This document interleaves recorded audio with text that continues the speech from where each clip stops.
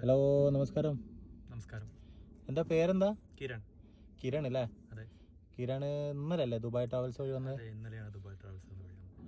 നമ്മൾ ഇന്നലെ തന്നെ ജോലിക്ക് കൊണ്ടുപോകാൻ വിചാരിച്ചതാണ്. അപ്പോൾ കിരൺ പറഞ്ഞു ഒരു ദിവസം റെസ്റ്റ് എടുത്തിട്ട് പോയാൽ പോരെന്ന് കിരൺ പറഞ്ഞു അല്ലേ? അതെ.